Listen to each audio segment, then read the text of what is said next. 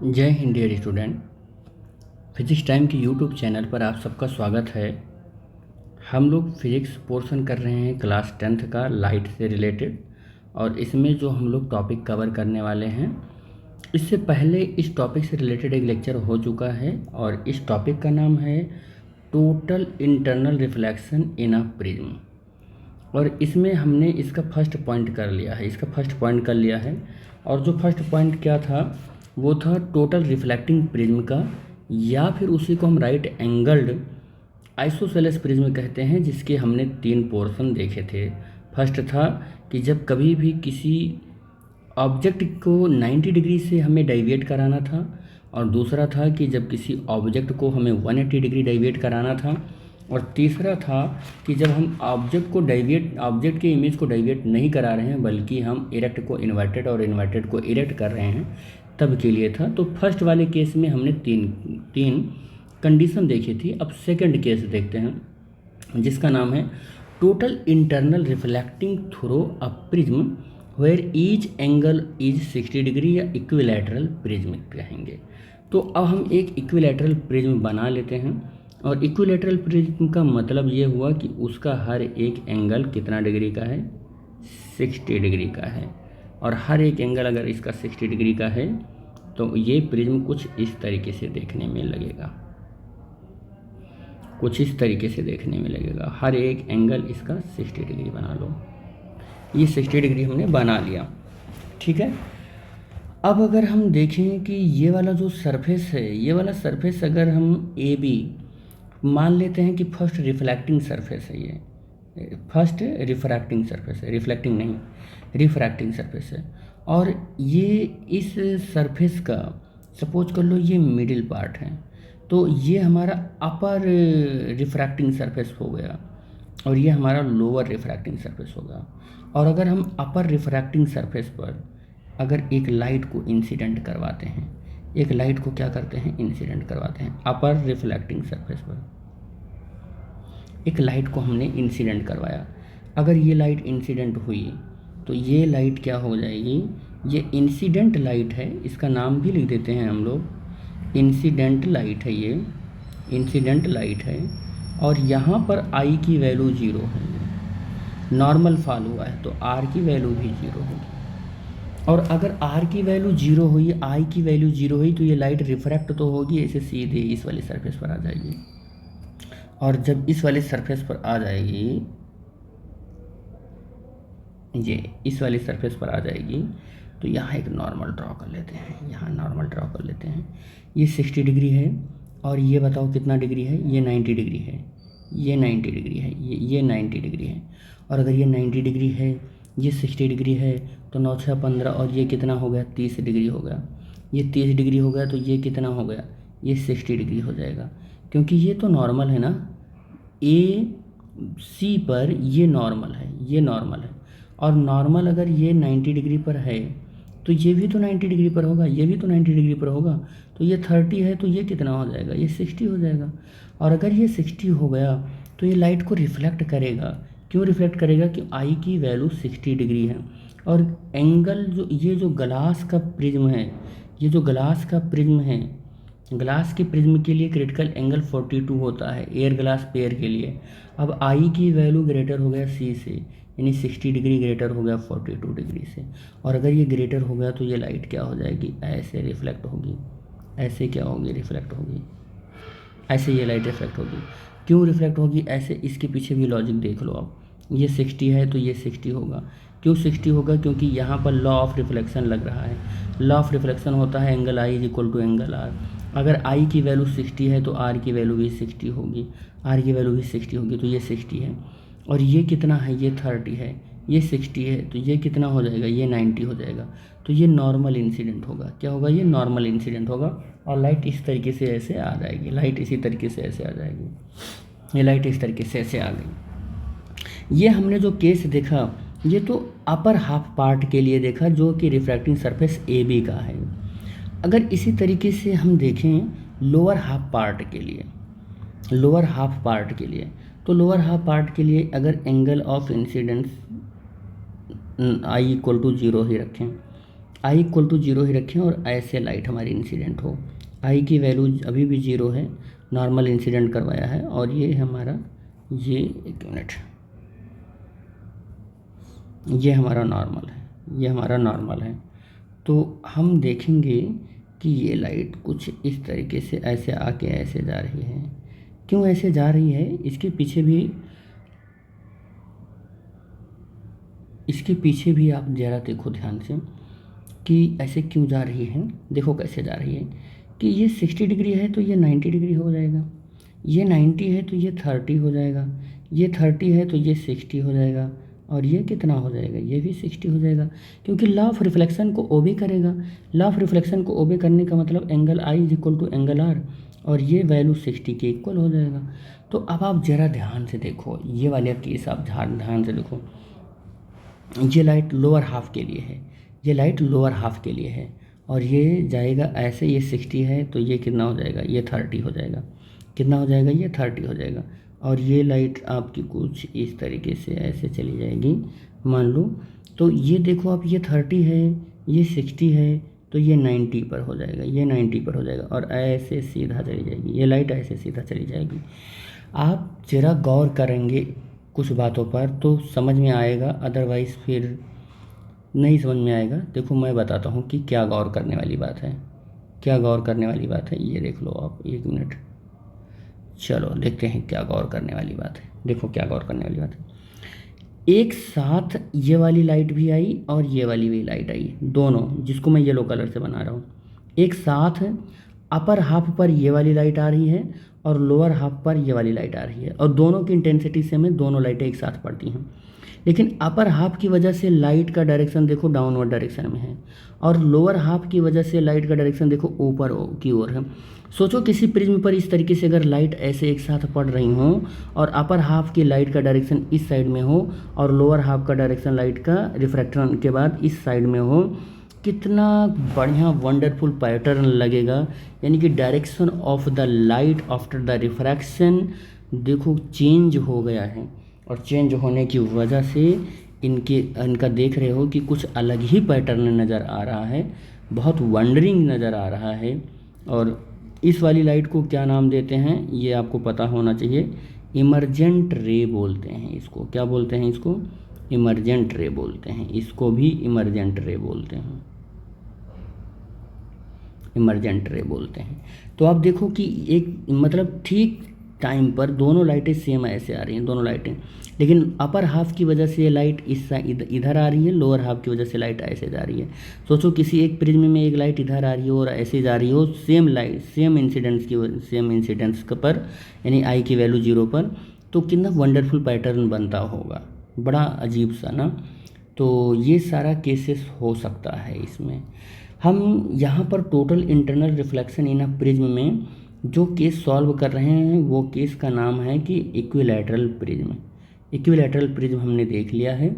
हम लोग इसका एक थर्ड पोर्शन है वो भी इसी लेक्चर में डील करेंगे, और वो थर्ड पोर्शन क्या है यहीं पर हम लोग उसको भी डिस्कस करने वाले हैं। ठीक है, क्या नाम है उसका, तो उसका नाम है total internal reflection and refraction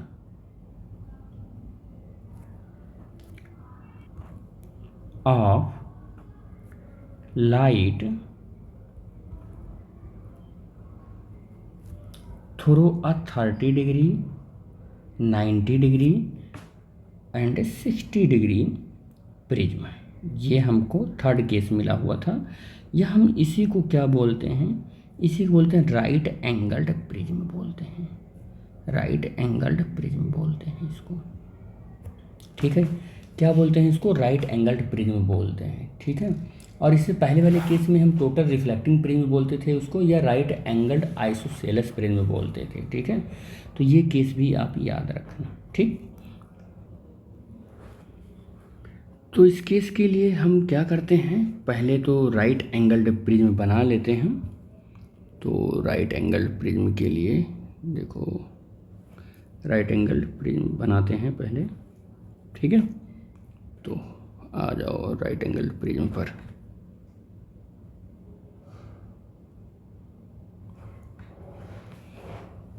right angled prism पर।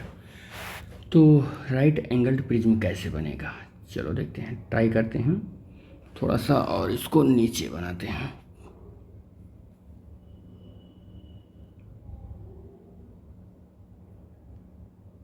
ये इस तरीके से बनाएंगे। तो ये एंगल आपका कितना रहेगा, ये एंगल 30 डिग्री रहेगा, ये एंगल आपका 60 डिग्री रहेगा, और ये एंगल 90 डिग्री रहेगा। अच्छा, बता सकते हो कि इस प्रिज्म का यूज हम क्यों कर रहे हैं, इस प्रिज्म का यूज क्यों कर रहे हैं?